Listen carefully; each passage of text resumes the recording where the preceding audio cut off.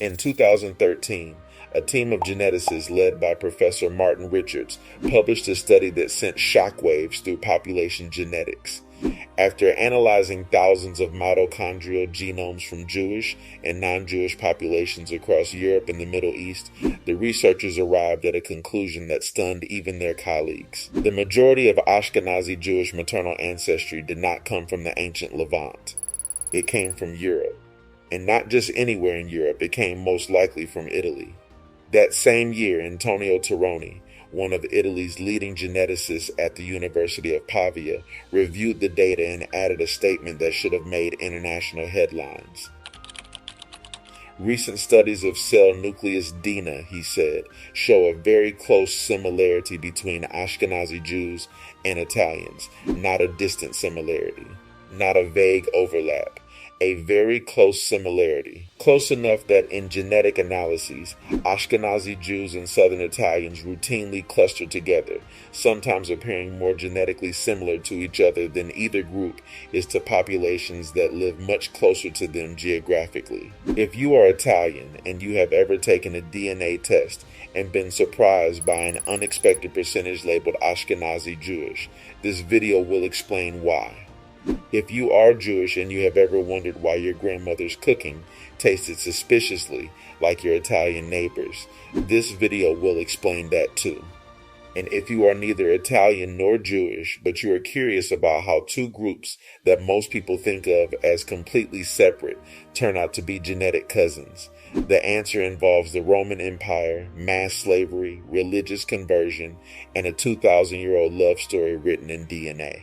If you find these stories fascinating, make sure you subscribe to Bloodlines and Borders.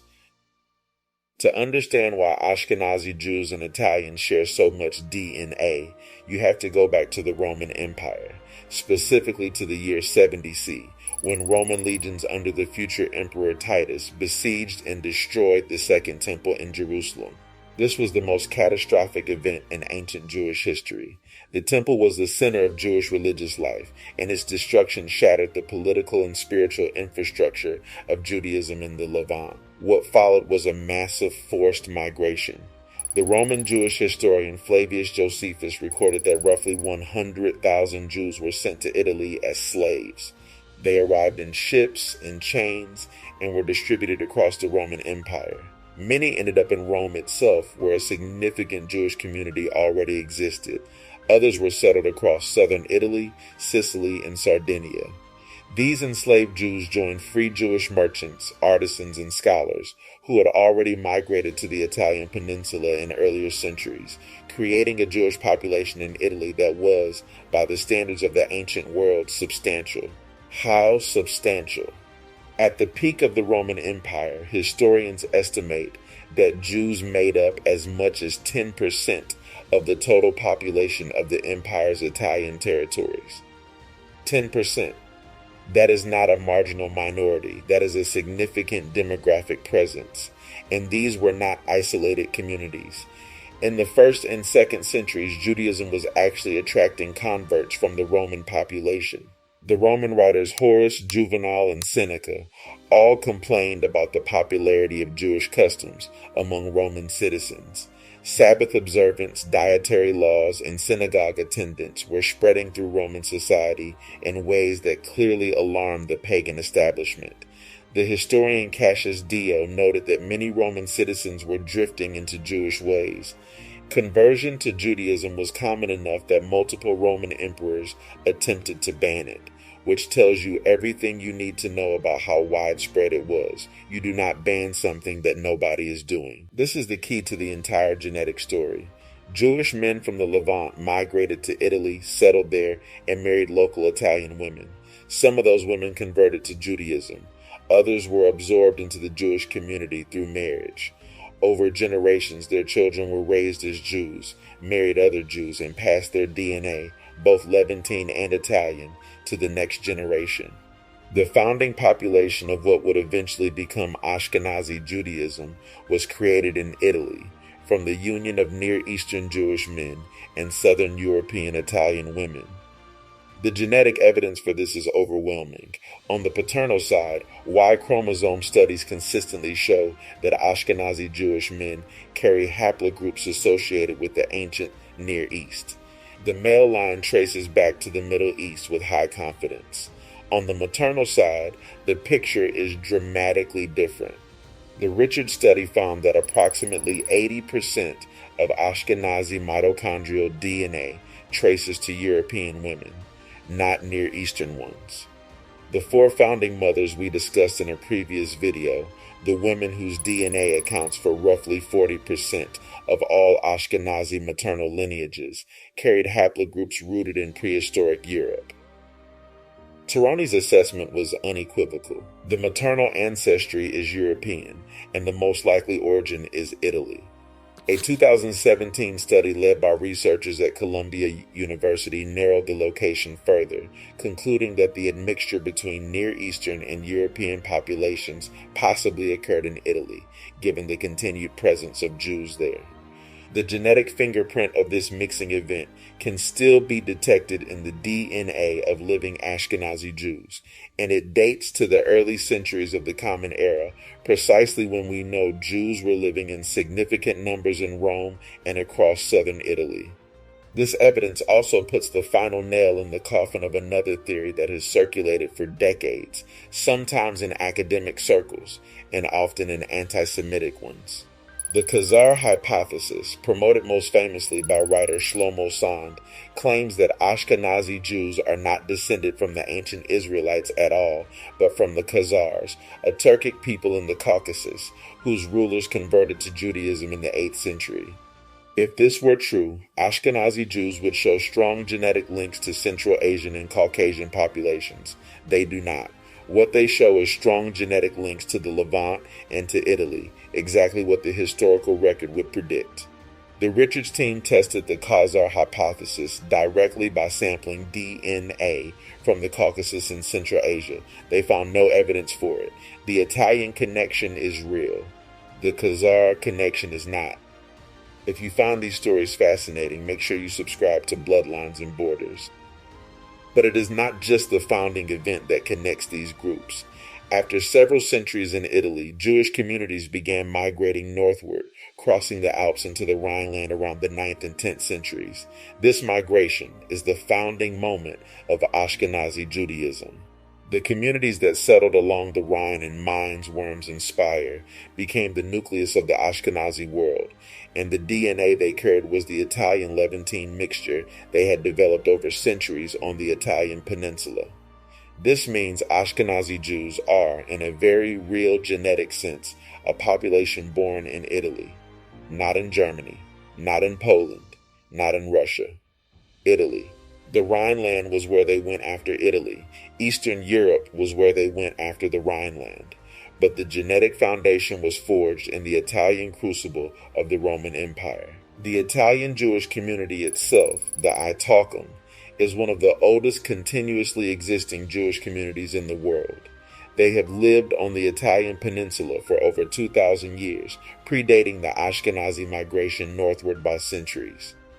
When geneticists analyze Italcum DNA, the results are striking.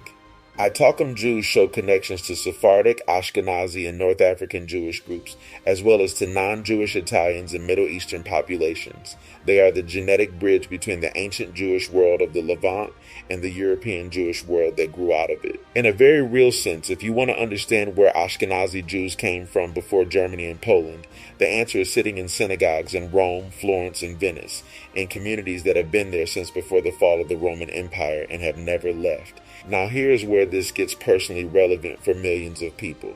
If you are Italian American and you have taken a consumer DNA test, there is a chance your results showed a small percentage of Ashkenazi Jewish ancestry.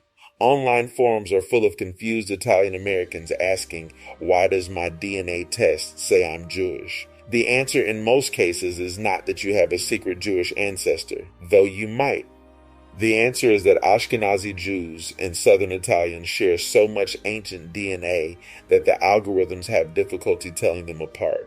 Modern DNA tests compare your genome against reference panels. When the overlap between two reference populations is very high, the algorithm can misassign ancestry from one to the other. Ashkenazi Jews and Southern Italians overlap significantly in their ancient Mediterranean and Levantine components. An Italian with strong Southern ancestry might trigger a small Ashkenazi signal, and a Jewish person might trigger a small Italian signal, not because of recent intermarriage, but because both groups carried the legacy of population mixing in Roman-era Italy 2,000 years ago. Your DNA test is not wrong. It is picking up a signal that is genuinely there. It is just 2,000 years older than the algorithm thinks it is. That said, some of those results are not artifacts at all. Italy has had a continuous Jewish presence for over 2 millennia. Jews and Italians live side by side, sometimes in ghettos, sometimes in integrated communities. Intermarriage, conversion, and the quiet absorption of Jewish individuals into the Christian Italian population, especially during forced conversions, mean that genuine Jewish ancestry exists in Italian family trees at rates most people have never considered. During the medieval and Renaissance periods, Italian Jews faced periodic waves of persecution, forced conversion, and confinement to ghettos. The Roman ghetto, established by Pope Paul IV in 1555, confined Rome's Jews to a tiny quarter for over 300 years. During those centuries, some Jews left the community through conversion, sometimes under duress, sometimes by choice, and their descendants melted into the broader Italian population. The genetic traces of those conversions are still detectable today, which means that some Italian families who have been Catholic for 400 years are carrying Jewish DNA they have no idea about, a pattern that mirrors exactly what we found in our video on Latino DNA. The connection also explains cultural parallels that have always seemed too specific to be coincidental. The centrality of family, the emphasis on food as love, the loud, passionate, gesture-heavy conversation, the guilt. If you have ever been in a room with a Jewish mother and an Italian mother competing over who feeds their children more and who suffers more when those children do not call, you have witnessed a cultural phenomenon that has baffled sociologists for decades. The genetic data suggests it might not be a coincidence. These two groups spent centuries living together, sharing neighborhoods, sharing markets, sharing the Mediterranean world that shaped them both. The cultural DNA, if you will, traveled alongside the biological DNA. There is even a linguistic echo. Judeo-Italian, a nearly extinct language spoken by Italian Jews for centuries, blended Hebrew words and grammar into an Italian framework, creating a hybrid language that was neither fully Italian nor fully Hebrew. It was the linguistic equivalent of the genetic mixture, two traditions fused together so completely that separating them became impossible. The Jewish-Italian connection runs through food too. Carciofi alla Judia, Jewish-style artichokes, is one of Rome's most famous dishes and one of its oldest. It originated in the Jewish ghetto of Rome and was adopted by the broader Roman culinary tradition. Fried cod, certain pasta preparations, and specific uses of olive oil in Italian cuisine have been traced by food historians to Jewish culinary practices absorbed into the Italian mainstream over centuries of cohabitation. When your Italian grandmother makes fried artichokes, she might be making a Jewish dish that has been Italian for so long nobody remembers where it came from. What makes this genetic connection so fascinating is what it reveals about how populations actually form. The popular imagination treats ethnic groups as fixed, ancient categories with clear boundaries. You are Italian or Jewish, one or the other. But DNA does not work that way. Populations are created by migration, marriage, conversion, and time. The Ashkenazi Jewish population was not dropped into Europe fully formed. It was built over centuries from the union of Near Eastern men and Southern European women on the specific territory of the Italian peninsula. The Ashkenazi Jews who eventually settled in Poland, Russia, Lithuania, and Ukraine carried Italian DNA with them. The Italians who remained in southern Italy carried traces of the same Levantine ancestry the Jewish community had introduced. Two groups that think of themselves as completely separate have been carrying each other's genetic signatures for 2,000 years without knowing it. Ashkenazi Jews are not just from the Middle East. They are also genetically from Italy. And Italians, especially Southern Italians, carry ancient Levantine DNA that connects them to the same population that gave rise to the Jewish people. These two groups are not strangers who happen to look alike at dinner. They are family, separated by religion, by language, by centuries of history, but connected by DNA that has been quietly telling the same story for 2 millennia. The next time someone tells you that Jews and Italians have nothing in common, show them a DNA test. The double helix does not lie. And what it says is that 2,000 years ago, on the Italian peninsula, under Roman rule, these two peoples began a genetic conversation that has never stopped. One group went north and became the Jews of Europe. The other stayed and became the Italians of the Mediterranean. They forgot they were related. The DNA did not. If you find these stories fascinating, make sure you subscribe to Bloodlines and Borders. Thank you for watching. If you want to go deeper, the next video on your screen is one you won't want to miss. I'll see you there.